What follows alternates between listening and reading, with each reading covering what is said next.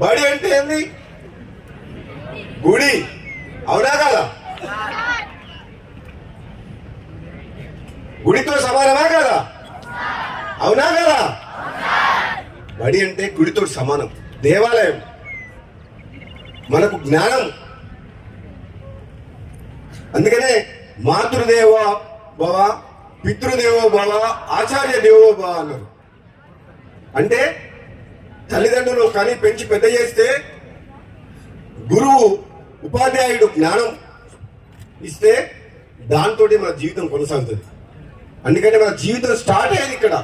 వాళ్ళు కన్న వాళ్ళు, వీళ్ళు బతుకుతేనూ నేర్పిస్తారు, నీ జ్ఞాన సమాజం నేర్పిస్తారు. కాబట్టి ఇది దేవాలయంతో సమానం. నేను మన వచ్చిపోయిన తర్వాత నాకు ఇదే అంటుంది, ఇంకా కట్టాలి, 600 కాదు, ఫ్యూచర్లో ఇక్కడ 1000 మంది 2000 మంది ఉండాలి అని చెప్పి.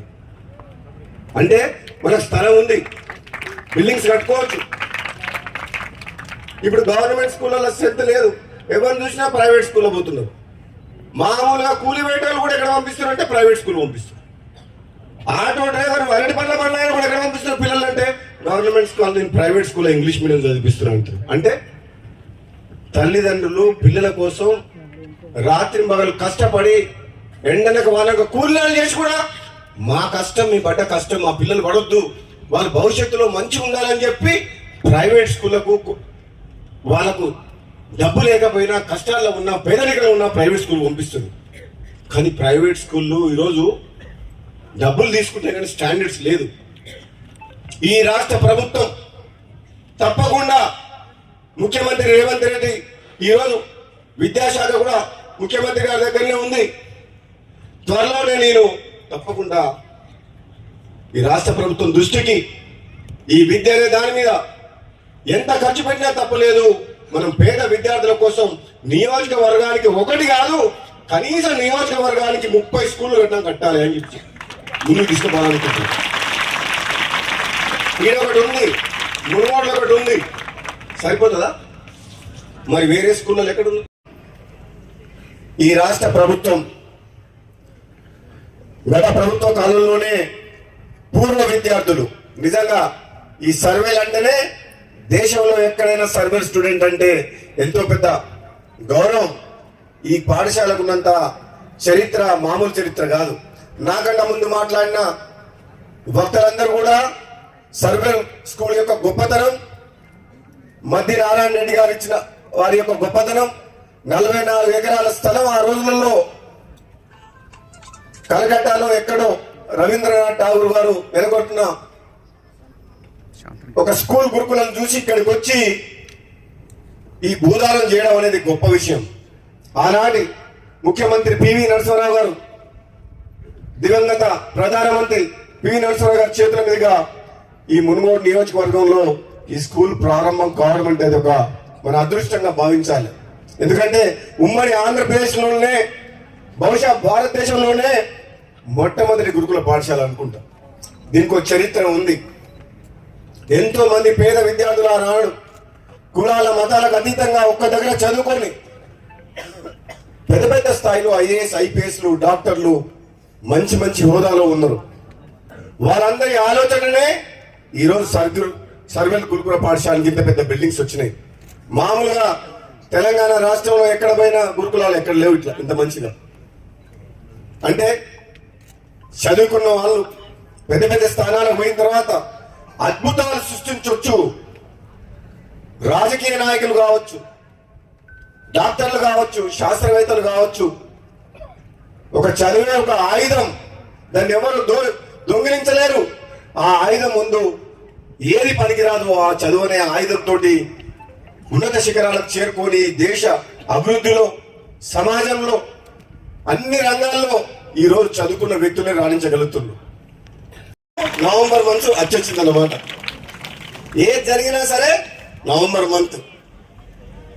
అందుకనే విద్యార్థులందరికీ కూడా నేను చెప్తున్నా, మీతో పాటు ఈ దేశ భవిష్యత్తు కూడా మీ చదువు. ఈ సమాజంలో సొసైటీకి ఫౌండేషన్ ఏదంటే ఎడ్యుకేషన్. ఎడ్యుకేటెడ్ పీపుల్ ఉంటేనే ఆ సమాజం, సొసైటీ బాగుంటుంది.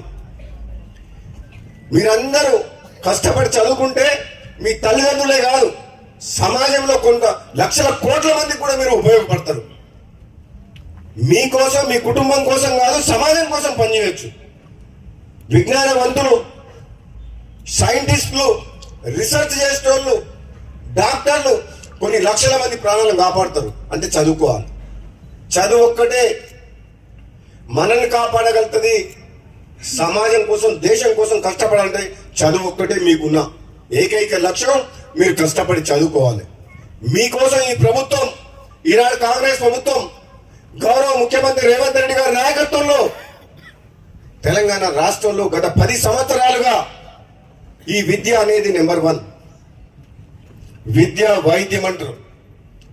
ఈ గవర్నమెంట్ వచ్చిన తర్వాత ప్రతి నియోజకవర్గంలో ఇంటిగ్రేటెడ్ స్కూల్స్ అని మొన్ననే మునుగోడు దగ్గర 300 కోట్ల రూపాయలతోటి ఇంటిగ్రేటెడ్ స్కూల్కు శంకుస్థాపన చేయడం జరిగింది.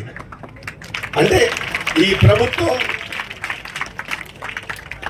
కాంగ్రెస్ పార్టీ ప్రభుత్వం పేదల కోసం, విద్యార్థుల కోసం నాణ్యమైన విద్య అందిస్తేందుకు వేల కోట్ల రూపాయలు ఖర్చు పెట్టి కార్పొరేట్ స్కూళ్లకు తక్కువ కాకుండా గవర్నమెంట్ స్కూళ్ళనే విద్య బోధించాలని చెప్పి ఆలోచన చేస్తున్నమాట వాస్తవం. యావరేజ్ గా 50 మందే ఉన్నారు.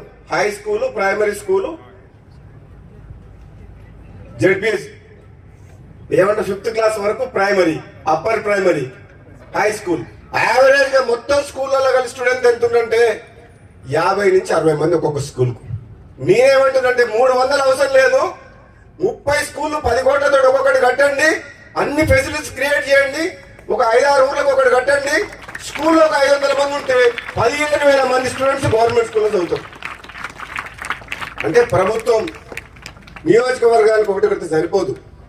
రాబోయే రోజుల్లో నేను కూడా మునుగోడు నియోజకవర్గంలో కనీసం 30 స్కూళ్ళు కట్టడానికి ప్రయత్నం చేస్తాను. 30 స్కూళ్ళు, మండలానికి ఒక 5. ఎందుకంటే ఎంతో మందిని చూస్తున్నాం, తల్లిదండ్రులు చాలని సంపద ఉన్నా సరే పిల్లల కోసం ఆటోలల్లో, బస్సులల్లో, స్కూల్ బస్సులల్లో ప్రైవేట్ స్కూళ్ళకు పంపిస్తారు. ఆ పరిస్థితి రాకూడదు.